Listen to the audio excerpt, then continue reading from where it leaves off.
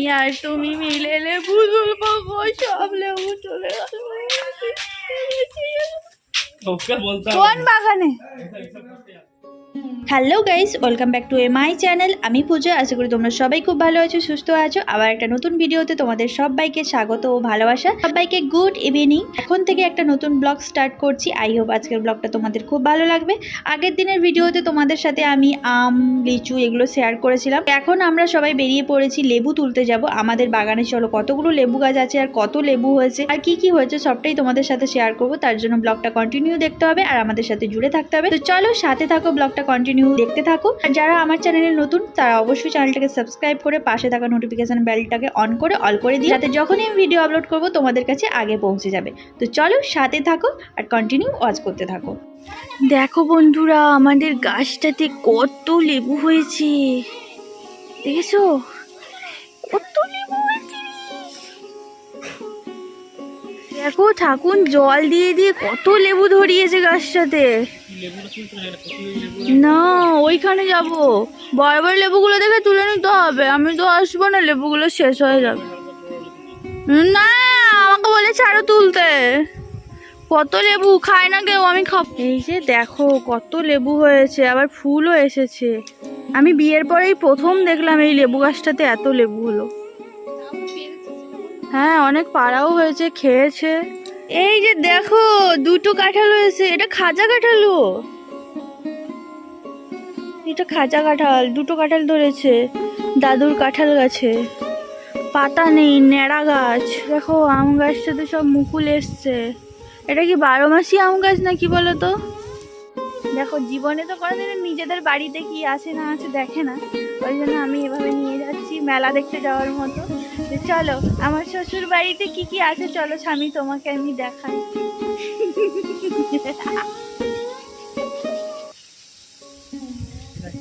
ওকে স্বামীরা দেখায়। এটা আমার কুল গাছ, যেখান থেকে কুল খেয়েছো আমি লাগিয়েছিলাম।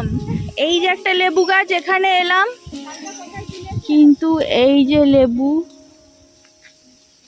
হ্যাঁ এই যে তুললাম একটা, শাশুড়ি মায়ের ঝুড়িতে আমি রেখে দিলাম।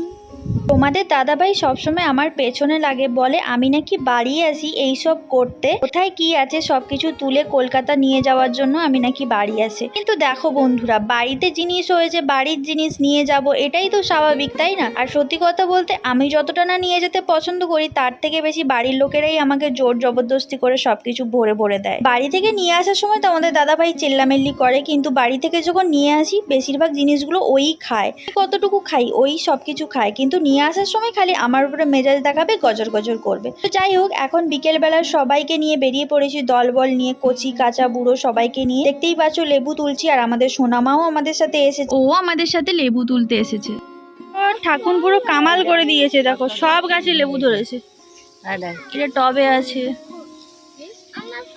এই গাছটাতেও লেবু ধরেছে। এই যে দেখো, এখানেও ধরেছে। এটা কি লেবু? এটা কি লেবু? না না, তোলার দরকার নেই, থাক। আর এই গাছটাতে হয়েছে প্রচুর পরিমাণে, ঠিক আছে, আবার ফুলও এসেছে। আর এদিকে এই গাছটাতেও ধরেছে।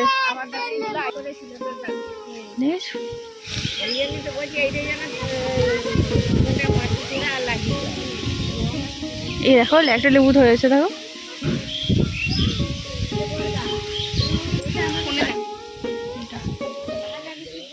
এগুলো আমি নিয়ে নিয়েছি। প্রচুর প্রচুর। এখানে রোহন হচ্ছে, রুমাল। এই যে দেখো, আকাশটা কত সুন্দর লাগছে। এইরকম যদি সবসময় হতো বলো, কি সুন্দর হাওয়া। রোজ বিকাল হলে যদি এরকম হতো আকাশটা।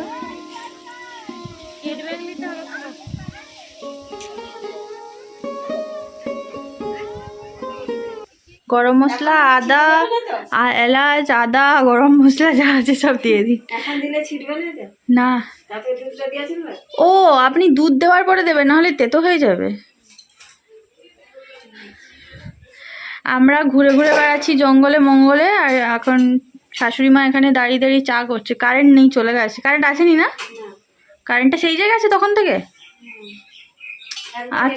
আজকেও ভুগাবে, আজকেও প্রচুর ভুগাবে। এখন চা হচ্ছে, এদিকে চায়ের সব ক্যান্ডিডেট বসে আছে। আমরা যে তুলে নিয়ে এলাম লেবুগুলো, এগুলো আমি নিয়ে যাব কলকাতা, তাই আমাকে তুলে দিয়েছে।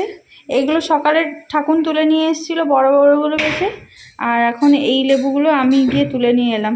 এটা সেই রাস্তার সাইডে তো সবাই তুলে নিয়ে পালাচ্ছে। অনেকগুলো লেবু গাছ, অনেক লেবু হয়েছে এবছর আমার শ্বশুর ঘরে। লেবুতে পুরো ছেয়ে গেছে।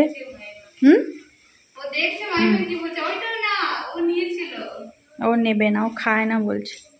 আর আমাদের সোনা মাই, হ্যাঁ তুমি বড়টাই নাও, ঠিক আছে ঠিক আছে ঠিক আছে, তোমার যেটা ইচ্ছে তুমি নাও।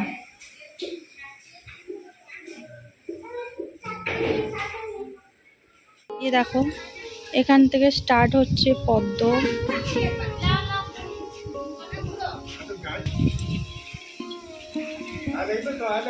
এই যে দেখো, এই যে ছোট একটা, বড়,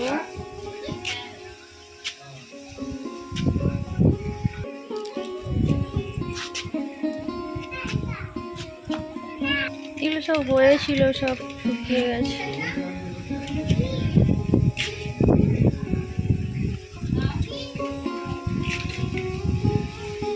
এখানে কে পটি করেছে? ও গোবর। এই গোলাপগুলো দেখো কত ছোট ছোট সুন্দর।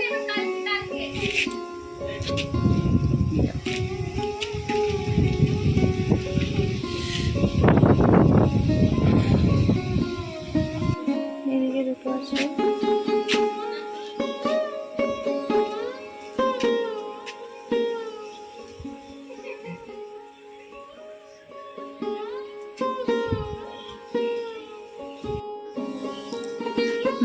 চা হয়ে গেছে, দিন সবাইকে। দাদু চা নিন একটা।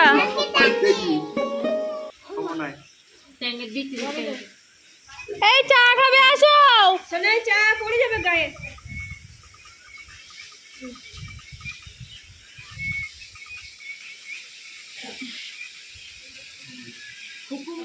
ঠাকুন কোথায় গেল?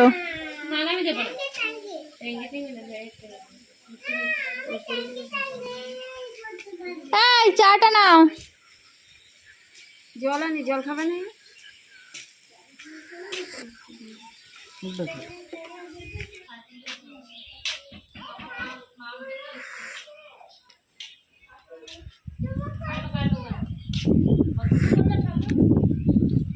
ওই প্রান্তে আছে।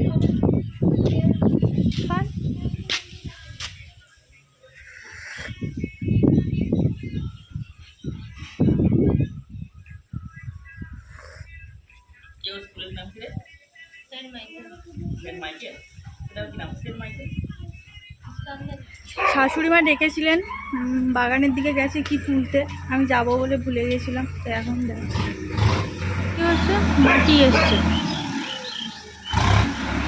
মাটি কি হবে?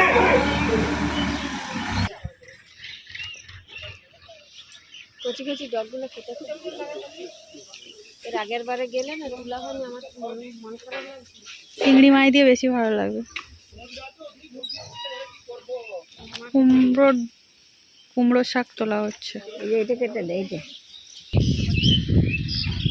দেখো দুটো কুমড়ো শাক তোলার জন্য পুরো সপরিবারে চলে এসেছে।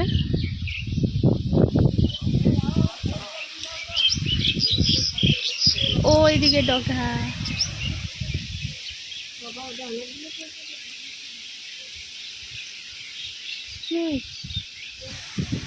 দেখো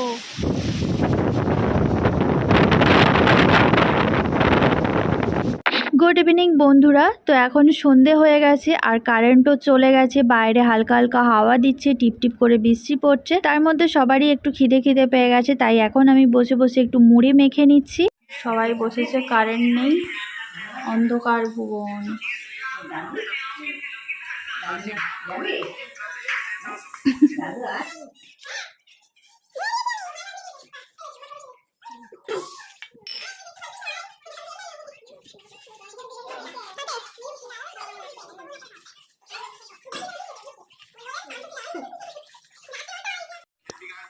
তারপরে এটা একটু বড় হবে ওইটা আবার